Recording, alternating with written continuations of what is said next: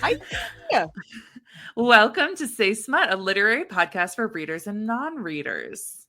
Hi, we're so happy to have you. That's Sarah, and she likes reading books. And that's Hope. She likes talking to me about our books.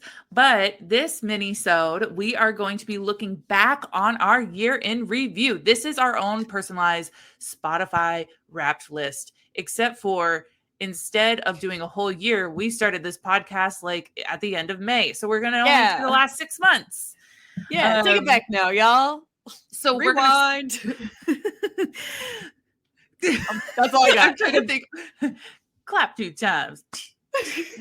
Right foot, let's go. Left foot, let's go. Anyway, okay. So please, everybody, clap your hands. Sarah hates it when I clap for the podcast. Anyway, sorry. We have one brain cell left. We used the other one on the podcast we just recorded, which is the Naughty List. It's our last main episode of the year.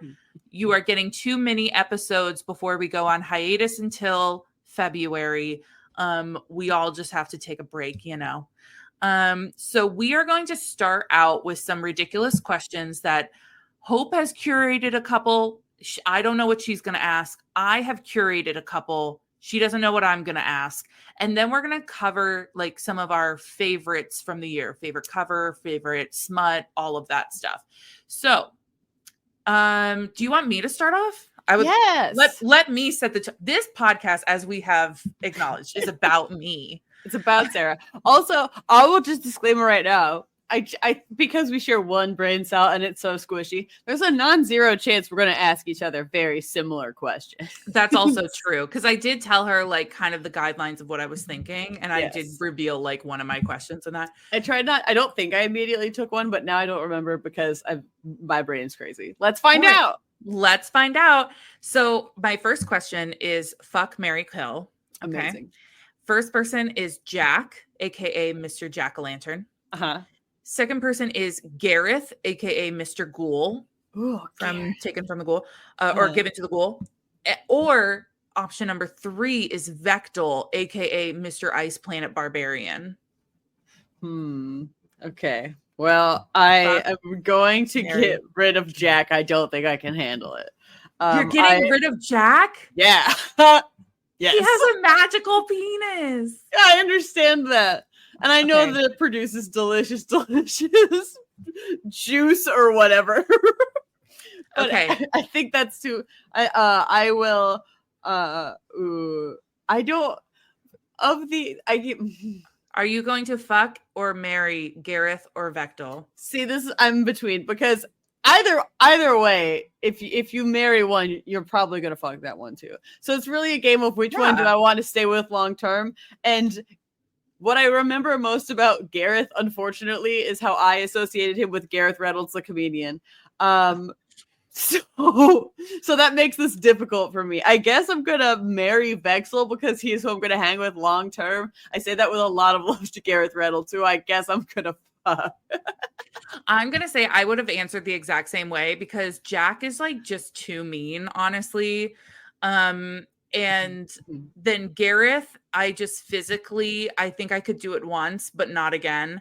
And then Vectel is more like humanish, and also he is he's just a little cinnamon roll. Look, I'm gonna put a ring on that cooey. I'm gonna put a ring on that cooey. Okay, why don't you give me your question next? Yes, I'm gonna preface this question with a question, and that question is, do you want to immediately do my fuck, marry, kill, or would you like to do a different question and then come back to my fuck, marry, kill let's do fuck, marry, kill. We'll do it all in one. Okay, so fortunately we didn't pick the same characters for this, but I had fuck, marry, kill Jack, Krug, and Dor. Oh my gosh. I know. Okay, wait.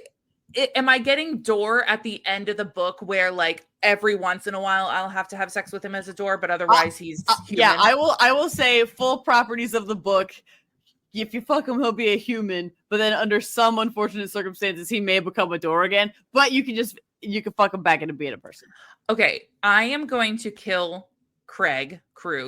I can't believe you would do this because I am so worried about my anatomy not matching his in any proportion that I would just no be split friends. wide open. He has no friends and you've killed him. You know what? Sometimes you just got to take them out of their misery. Oh. I'm sorry, Craig. You are so sweet. Tell me who you're fucking and marrying, you monster. No, I will also say that it's not a body shaming thing. That's not what I have a problem with. Cone fan. But I am not a fan of the jaw strap. Facial hair. Yeah, that's just a personal preference. I'm gonna have sex with Jack because you know what? Like, just get her done. At least he has semi-proportional anatomy. Wait, what was my last one again? Door. Oh yeah. No, I'm gonna stick with Door because he's human. I can go out with him in public. Yeah. It's fine. We will just have like a little witchy ceremony once a month or I think it's monthly with the moon. And it'll be what it is. Perfect. Yeah. The man is everything. I mean, that's true. Okay. Wonderful. Amazing. My next question is, this is kind of a longer one, so hear me out, okay? Okay, I'm hearing you out. Would you rather who would you rather marry and live out the rest of your days on a historical estate as a European aristocrat? Okay. Amazing. Yes. A, we have Anthony Bridgerton from episode 2, obviously. Yes, amazing. The next 4 options are from our other historical romance. So first you have our Duke, the Brett, who, if you remember, he was accidentally kidnapped in a carriage and fell in love with the only girl not of noble birth. Yes, I remember. Then you have Byron, who his fiance cheated on him, and so he's convinced himself to seduce one of the girls and chooses like the bookish, poor reputation sister Fiona. Then you have Robin, who is Byron's cousin, and he falls in love with Cecily, and he was like historically like a rake, but he sees her and is like in love with her. And your bonus option is the uncle Taryn. So who's causing all the mischief. So Anthony, Brett the Duke, Byron the seducer, and Robin instant love or the uncle. Which one do you want to live the rest of your days with? On a historical estate? I think Byron. I enjoy the vibe of being like, I know I should pick this one person, but I will actually pick this other person. Wait, are you saying Byron who like chose Fiona with the bad reputation? Yeah, it's just like, it doesn't matter. I shouldn't pick you, but I will. Yeah, I think that's great. That makes me happy. Yeah, I like that. Obviously I'm going to choose Anthony Bridgerton because I have restraint. But if I wasn't going to choose Anthony Bridgerton, I would choose Brett the Duke because he just seemed hilarious. They laughed so much together. The Duke was my other favorite. I was very back and forth between those two, so he's also my second place. Wonderful. Okay, your turn. Okay. Which of the following settings would you pick to hook up in if you had to pick? I have listed out 4 for you. Shut up, because I have a very similar question. Good. They're of course from the books. First, also, I want to forgive a lot of my questions are going to have as specific of answers because since I didn't read the books, I don't remember the things we talked about. That's really fine. I'm just doing my best. So I have written down 1, Last Stop Train. Got it. 2, Krug's Cave. Okay. 3, The Ice Planet. Or 4, The Barn at Whispering Eye Ranch. That's from Broodmaiden of the Unicorn, not from Dun and Dusted. Okay, thank you for specifying which barn. I remember that one because it's the one I read. We are going to take out immediately. I'm not going to do the barn. That's fair. I have too many allergies. I'm hooking up in this environment. Yeah, you're hooking up. Okay. You have to live there. Okay, so I am not going to do the subway because as somebody who had a short stint in New York, I'm not going to be an exhibitionist. The cave is very romantic. Romantic cave. That's true. Remind me of my 4th option. Sorry, I'm forgetting. The Ice Planet. Do I get a warm place to do it? Like one of the caves they're in? Yeah, I'm telling you, just the full setting is where you get to be. I wouldn't make you be like, no, it's on the ice part. Yeah, I'm just to clarify. Like all the amenities we were presented to when we Let's do the review ice these planet books. because I feel like that would Okay. be cozy. I love cozy vibes. Love a It's cozy very vibe. romantic. Wonderful. Amazing. Okay. Here's my question. What's the best location to fall in love? Not necessarily. Can you tell where my mind was in your mind? The podcast is called Say Smut. I don't know what you want from me. Okay. Anyway, I have slightly different answers. One of them is the same, which is on a time frozen New York City subway car. Okay. Amazing. That's from episode 4. On the back of a horse riding across the continent with one of the 4 horsemen of the apocalypse from episode 8. In an ancient New Orleans house that's practically a hostel for monsters, episode 13, Le Petit Mort. And D, in a dusty old science lab at a university.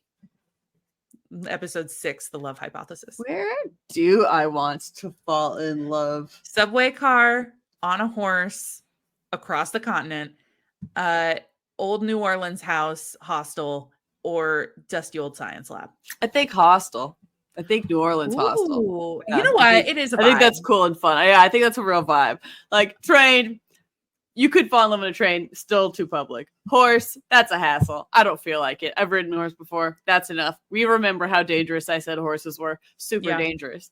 And then I don't mind the last option, but the science lab, a little academia lab. School's fine. I get that. That's just yeah. Okay. All right. I'm with you on that one. I probably would have picked the same.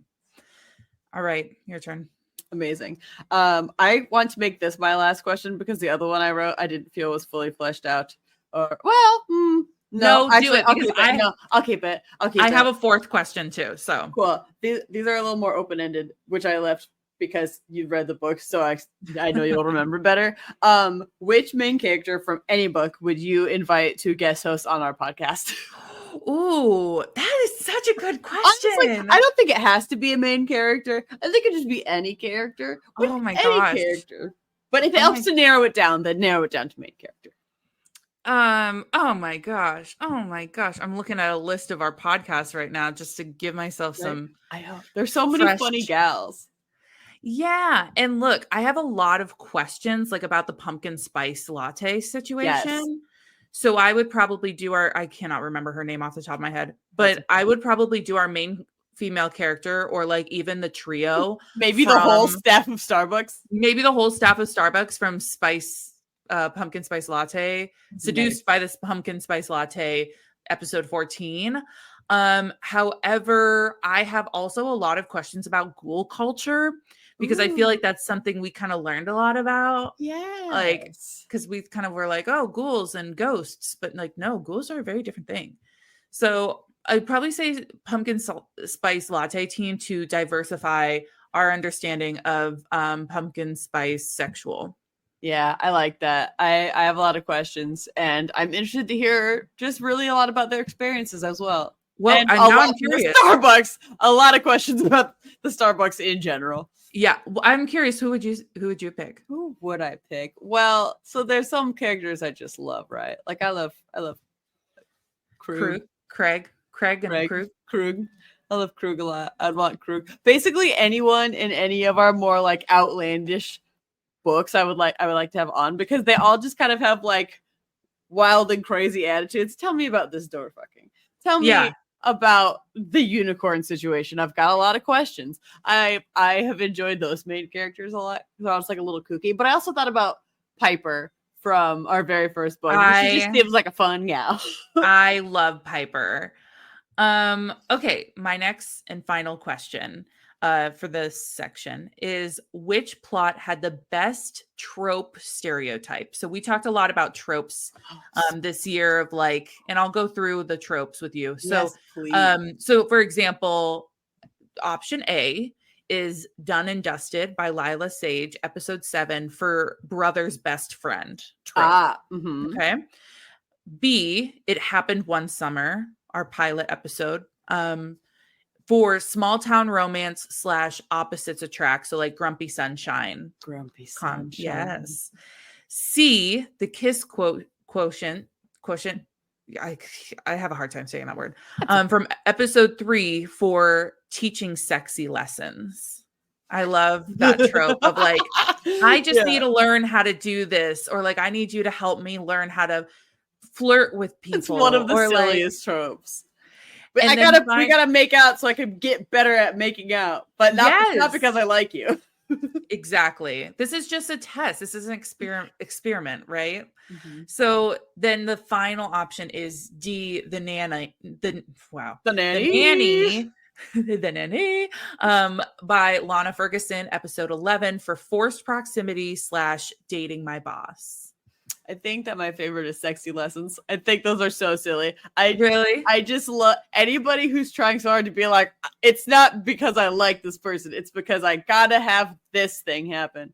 She hired a sex worker. She did. No, that's true. So, I mean, that feels like the most probable, instead of going to somebody and being like, I expect you to be good at sex, so therefore you have to teach me. Here's what I'll say. It's the most logical of the options in a lot of other tropes where it's like, I think the first episode or the first season of Bridgerton, it's not quite sexy lessons, but it's almost sexy lessons because there's that part where the Duke is like, you'll never touch yourself. That's like one section. That's but it's a sexy lesson. It still looks sexy. It's still a sexy lesson.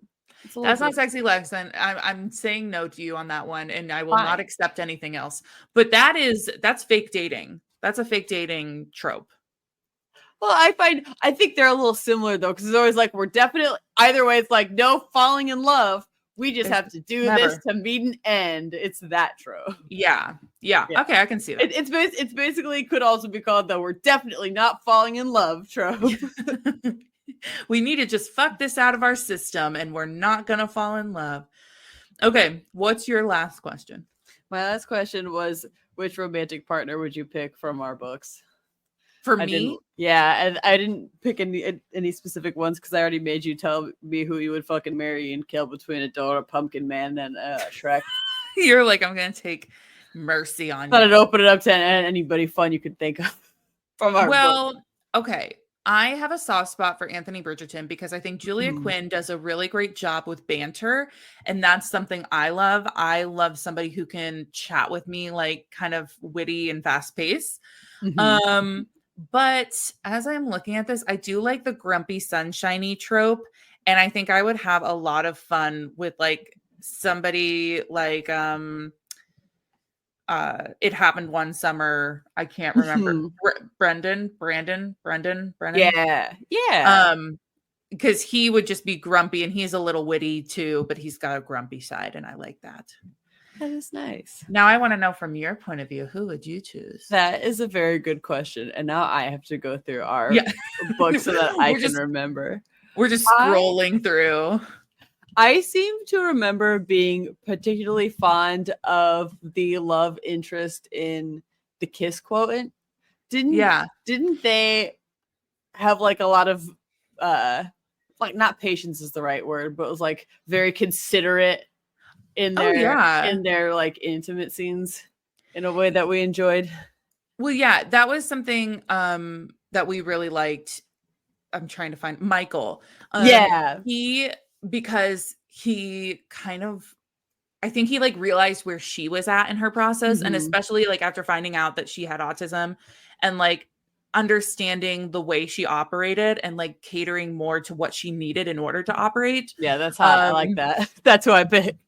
I was also going to say you were also very fond of the love hypothesis love interest, because you're like, it's just a very I'm looking them up because I'm trying to remember everybody's names.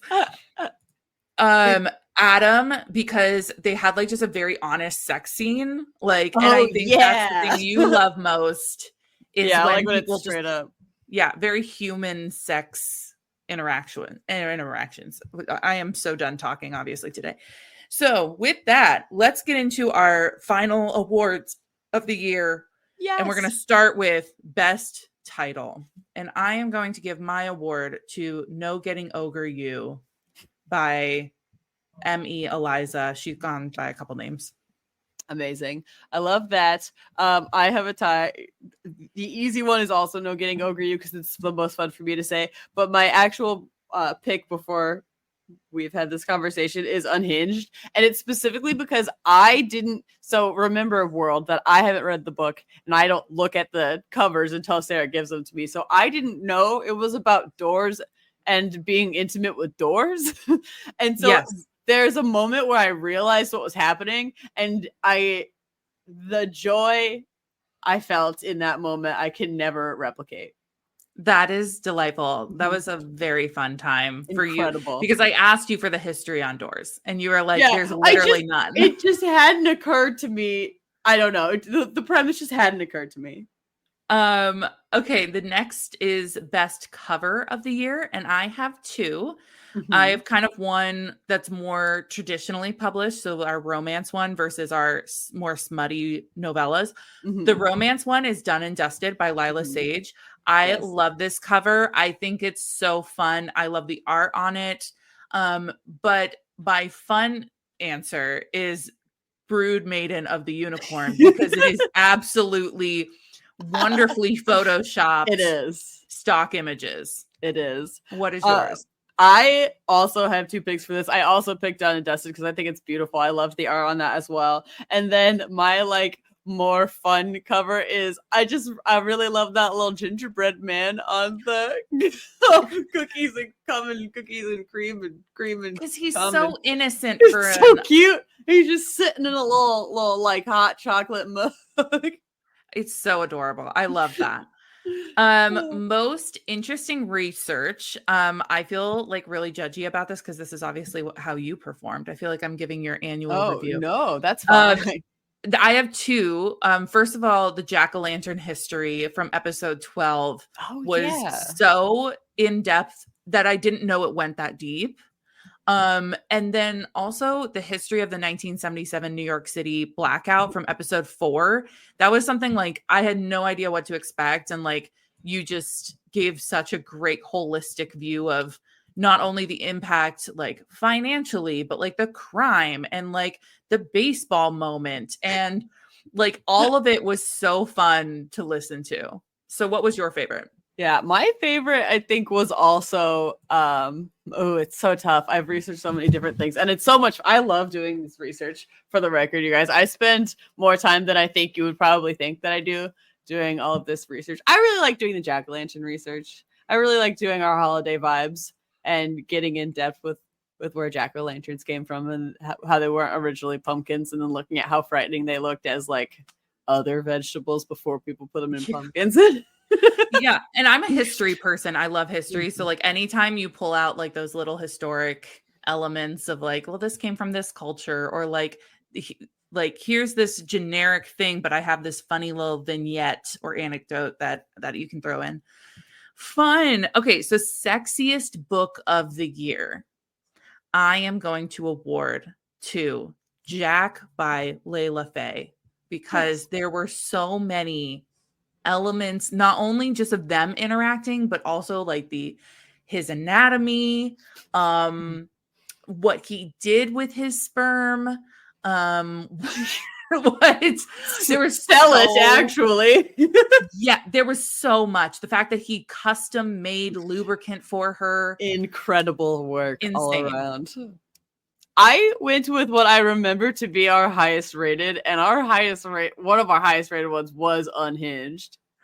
Okay, it was a good one. Yeah, it was good. No, I'm just gonna keep it 100%.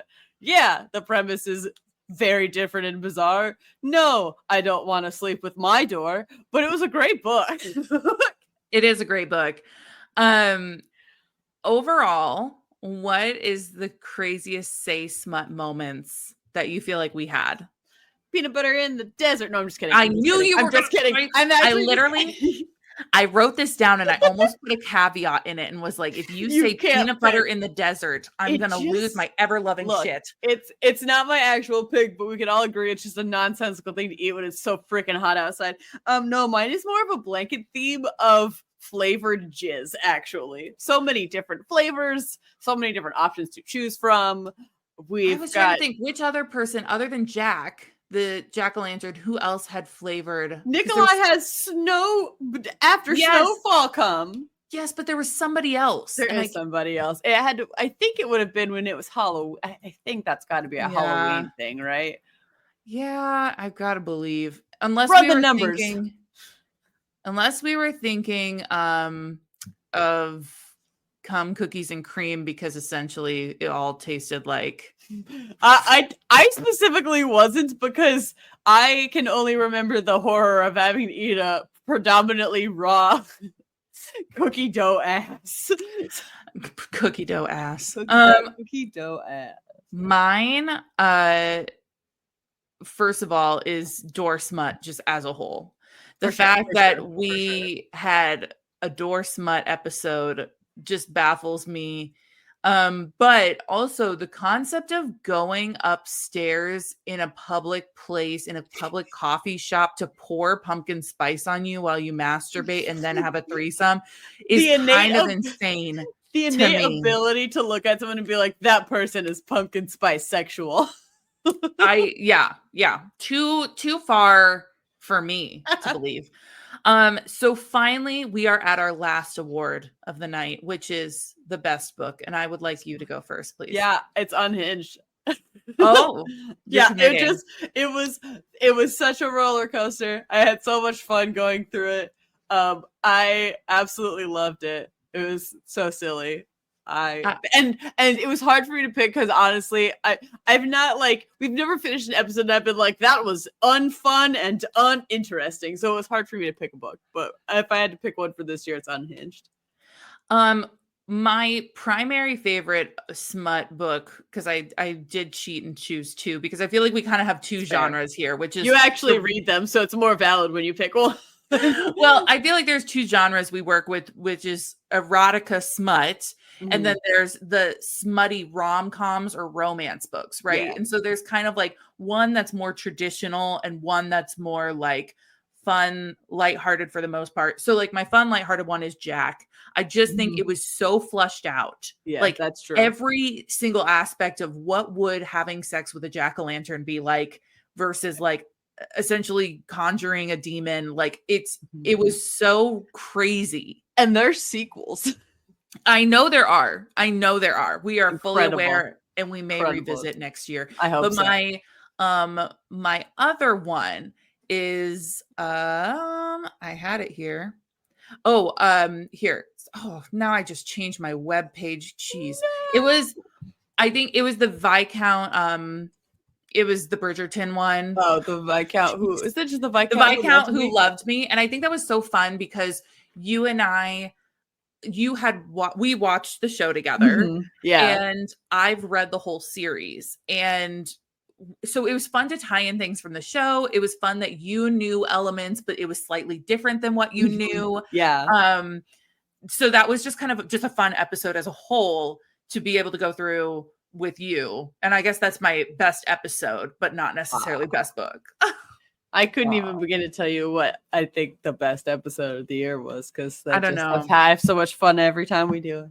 I don't know. Yeah, it's been a fun time. Like, gosh, we have a blast doing this. And that's the thing is, like, every time Hope and I feel like we are just overwhelmed with work and life, it's like disappointing if we have to, put the episode on pause that week or whatever. But it's also fun to see that we have a growing audience from places that aren't just our friends and family. Yeah, thanks, strangers. So we're so happy you're here. And we just hope you have a really wonderful new year and you guys stay safe as we party hardy into 2024. But in the meantime, stay smutty. Goodbye.